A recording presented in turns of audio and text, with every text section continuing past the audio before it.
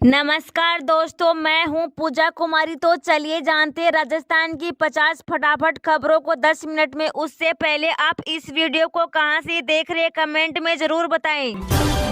PM किसान की 16वीं किस्त को लेकर इंतजार समाप्त, आने जा रही है आपके खाते में। फटाफट कर ले इस तरह से चेक। देश की केंद्र सरकार से लेकर प्रदेश की सरकारें तक किसानों के लिए कई बड़ी योजनाओं का संचालन करती है। इनमें से एक ये पीएम किसान सम्मान निधि योजना। इसमें किसानों को साल के 6,000 रुपए देने का प्रावधान है और इस पैसे को साल में 3 अलग अलग किस्तों में 2-2 हजार रुपए के रूप में दिया जाता है। आप बताएं, किसानों को 15 किस्तें मिल चुकी हैं और इस बार 16वीं किस्त जारी होनी है। इसका हर किसी को इंतजार है। ऐसे में आज जानकारी दे रहे हैं कि ये किस्त कब तक आ सकती है। बता दें कि इस बार किसानों को 16वीं किस्त का लाभ सरकार अगले महीने यानी फरवरी में दे सकती है और इसका कारण यह है कि मार्च में लोकसभा चुनाव के लिए आचार संहिता लग जाएगी। ऐसे में सरकार उसके पहले ये काम करेगी। हालांकि अभी तक सरकार ने कोई आधिकारिक घोषणा नहीं की है। वैसे ही आप पीएम किसान योजना की आधिकारिक साइट पर जानकारी भी चेक कर सकते हैं। अपराधी कितनी बड़ी पहुंच वाला हो, बख्शा नहीं जाएगा, बीकानेर में बोले सीएम भजनलाल शर्मा। शनिवार को बीकानेर के दौरे पर पहुंचे राजस्थान के सीएम भजनलाल शर्मा ने फिर से अपराधियों को सख्त हिदायत दी। उन्होंने जनसभा को संबोधित करते हुए दो टूक कहा कि अपराधी कितनी बड़ी पहुंच वाला हो, बख्शा नहीं जाएगा। मालूम हो कि राजस्थान सीएम भजनलाल शर्मा शनिवार को बीकानेर के दौरे पर पहुंचे, जहां उन्होंने भानीपुर में आयोजित विकसित भारत संकल्प यात्रा में शामिल हुए। इस दौरान उन्होंने जनसभा को संबोधित करते हुए कांग्रेस पर तीखे हमले किए। साथ ही केंद्र व राज्य सरकार की योजनाओं का गुणगान भी किया।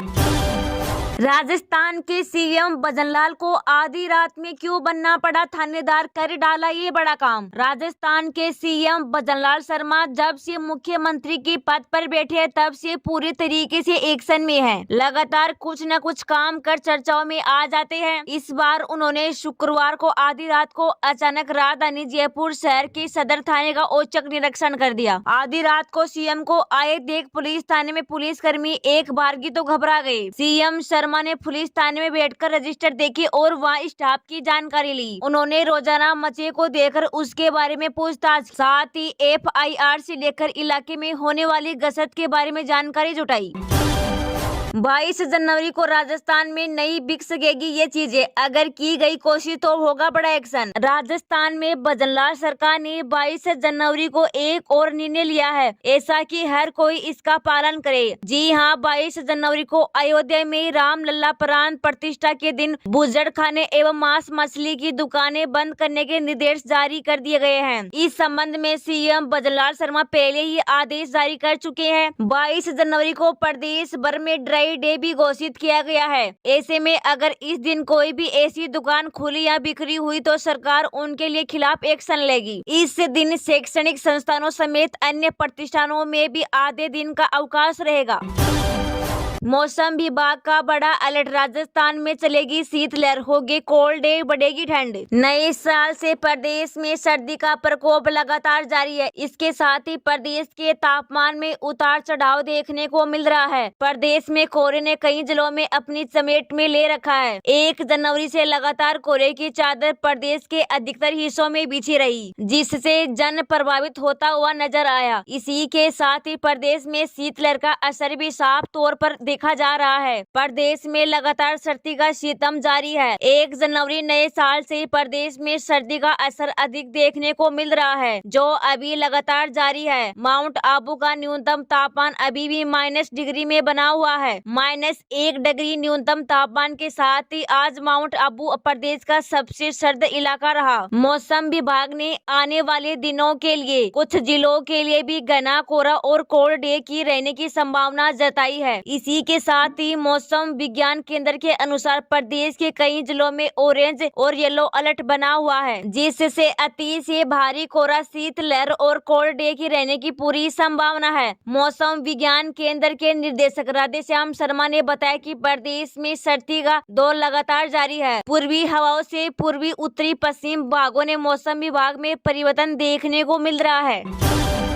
अयोध्या में 22 जनवरी को रामलला उत्सव से पहले गायब हुई मूर्ति, राम भक्तों ने किया हंगामा। पूरा देश भगवान श्री रामलला की मूर्ति प्राण प्रतिष्ठा के उत्साह में डूबा हुआ है, लेकिन झुंझुनू से सुल्ताना में रातों रात राम मंदिर से राम दरबार की मूर्तियां गायब हो गई। दरअसल 22 जनवरी को पूरे देश में मनाए जाने वाले उत्सव की तैयारियों को लेकर आज राम भक्त महिलाएं और पुरुष सुल्ताना गांव की बस स्टैंड पर माहेश्वरी धर्मशाला के अंदर स्थित राम मंदिर में पहुंचे थे। जब राम भक्त पहुंचे तो वहां राम दरबार की मूर्तियां गायब मिली। उन्होंने बताया कि मामले की सूचना आते ही टीमें सक्रिय कर दी गई है। धर्मशाला के अंदर मंदिर है।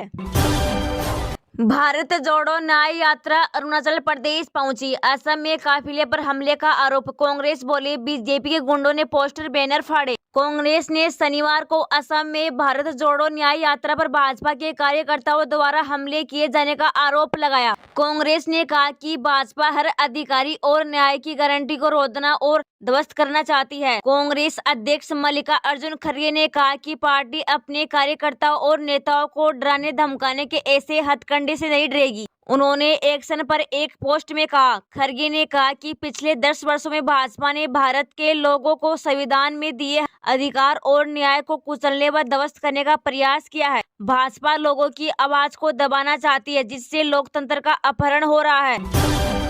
राम मंदिर प्राण प्रतिष्ठा जुलूस में डीजे बजाने पर रोक, हिंदू संगठन बोले हम बजाकर रहेंगे चाहे टकराव हो। अयोध्या राम मंदिर प्राण प्रतिष्ठा को लेकर पूरे देश में उत्साह की लहर है। 22 जनवरी को जब अयोध्या में राम मंदिर की प्राण प्रतिष्ठा होगी तो उस दिन पूरे देश में एक साथ होली दीपावली मनाई जाएगी। शहर बाजार चौक चौराहों पर राम मंदिर के झंडे बिक रहे हैं। लोग अपने अपने तरीके से राम मंदिर प्राण प्रतिष्ठा के पवित्र अवसर को बनाने में लगे हैं। मंदिर की सफाई हो रही है। छोटे बड़े शहर और कस्बों में भी लोग सेलिब्रेशन के मूड में नजर आ रहे हैं। कई जगहों पर इस मौके पर धार्मिक जुलूस निकालने की तैयारी भी की जा रही है, लेकिन धार्मिक जुलूस से सांप्रदायिक सौहार्द बिगाड़ने की आकांक्षा जताई जा रही है।